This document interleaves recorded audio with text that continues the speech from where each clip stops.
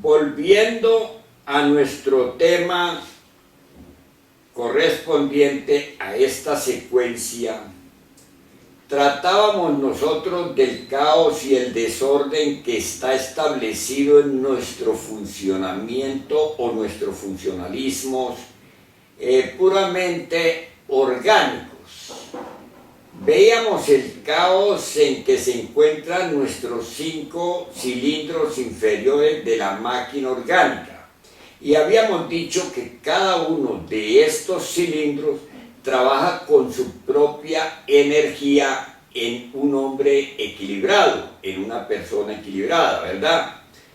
Esas energías, pues, están en caos, están en desorden, están en despilfarro, están como, digamos, mezcladas y desequilibradas porque unos centros, para poder funcionar, toman o roban energía de otros centros, y así es como ha venido al caos la posibilidad de la realización del hombre psicológico, la posibilidad de cristalizar alma.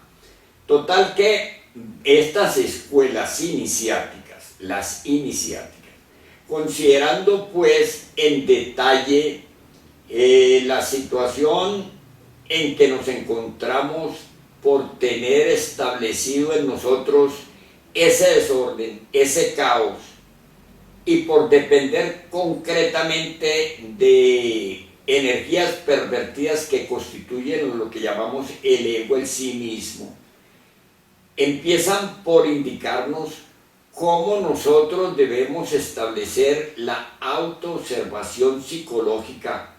Pero digo y repito, este es un proceso de escuela, es un proceso lento, es un proceso en el que hay que hacerse amigo de Martica, es decir, del estado de paciencia y serenidad, de volvernos humildes, de volvernos sencillos, de volvernos pues, de acabar en nosotros con ese orgullo que nos caracteriza tan terriblemente, que nos afecta tan gravemente. Tendríamos que empezar nosotros por manejar, para ser concretos, por empezar a manejar el orden de los 5 sentidos de la máquina orgánica. Observen ustedes la vista. La vista es muy difícil de manejarla. La vista, cuando uno menos piensa, está allí o allá. ¿Por qué? Porque el ego, a través de la vista, quiere pues pronunciar su manifestación, su sentimiento, su emoción, su acción. Ahora el oído. ¿Quién ataja el oído? ¿Ah? Nunca dice pues, el predicador, o sea, el rey Dios Salomón dice: no se cansa el ojo de ver ni el oído de oír. Así es. Bueno, nosotros tenemos que ponerle un alto a ese disparate también en que el ego, que actúa por este vehículo, por este cuerpo, por esta máquina orgánica, tiene nuestro sentido. El sentido de la vista, aprender a colocar la vista donde debe colocarse, aprender a buscar, digamos, un refinamiento, una cultura, una responsabilidad, ¿ah? Aprender a oír lo que es conveniente a la causa que acogemos, a la causa que buscamos, porque un mal hablado no cabe dentro de los estudios esotéricos, a menos que cambie su forma de pensar, de sentir y de hablar. Porque un mal hablado, pues ¿cómo será de grave un mal hablado? Que también vi yo en algún decálogo del sabio, digamos, Paracelso, la Aureola Paracelso, donde en su decálogo dice: huir de los mal hablados como de la peste.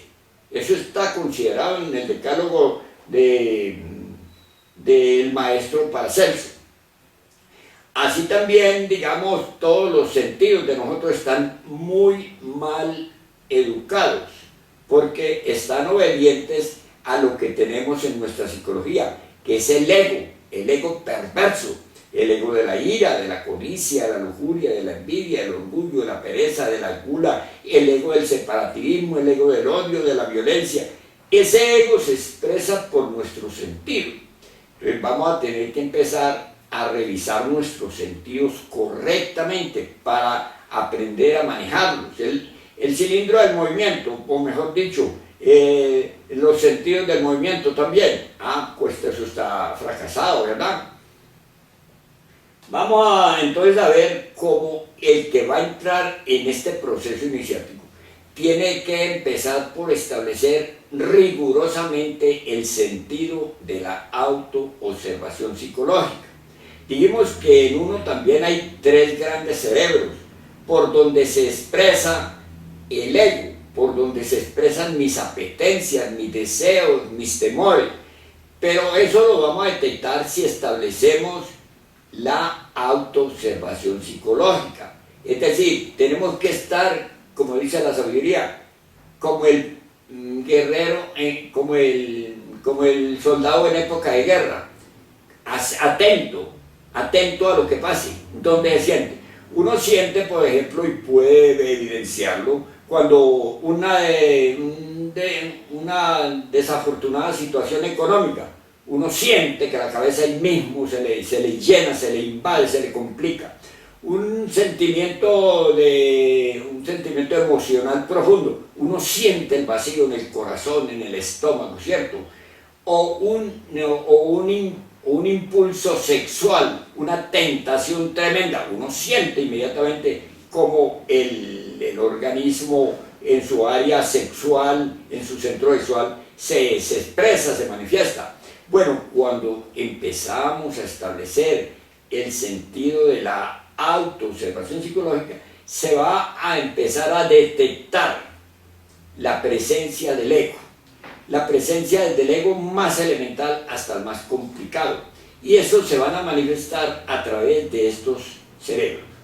Cuando se manifiestan, uno entonces tiene dentro de uno, dentro de la naturaleza de la creación, está la Madre Divina.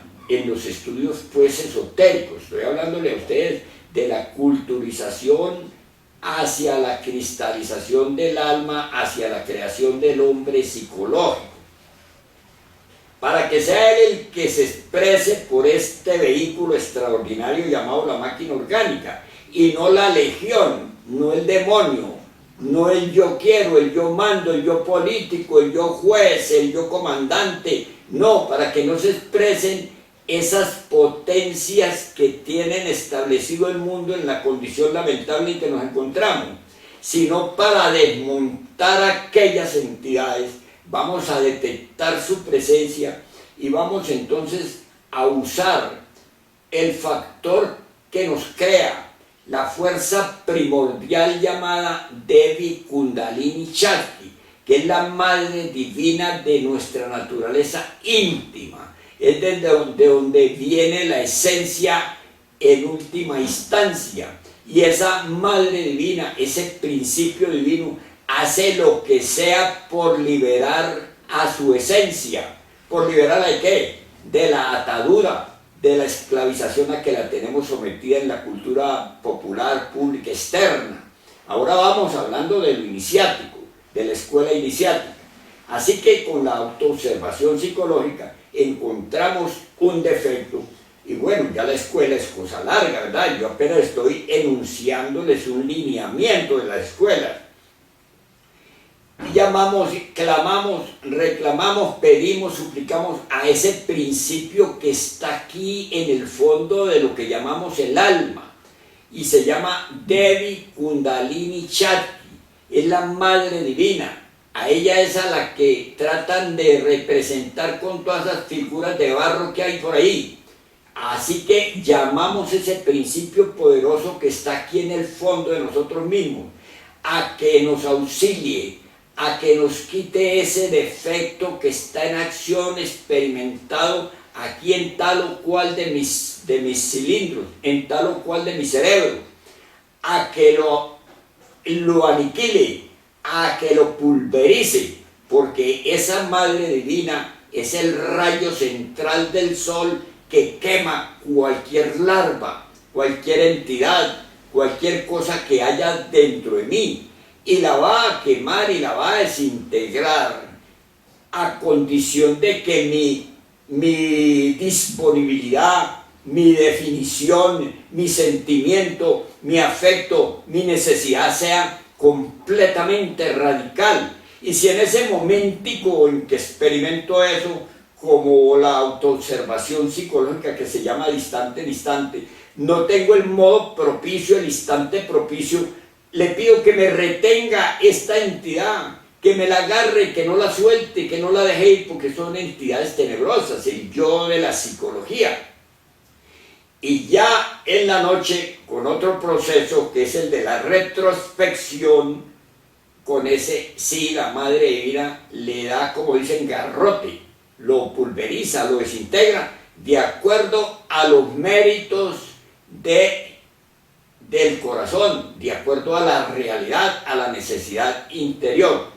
De modo que les he traído hasta este punto a la fuerza primordial, a aquella serpiente sagrada que sanaba a los israelitas en el desierto. Ustedes han leído de Moisés, ¿verdad?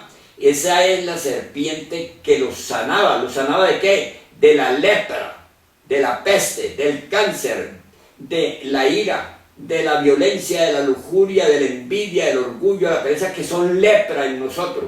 Se expresaron como lepra. Esos son los leprosos que el Cristo cura. Es decir, cuando saca de nuestro interior esas entidades que producen ese estado de guerra, de miseria, de persecución, de divisionismo, de esclavización, de toda la desnudez que afecta a la humanidad.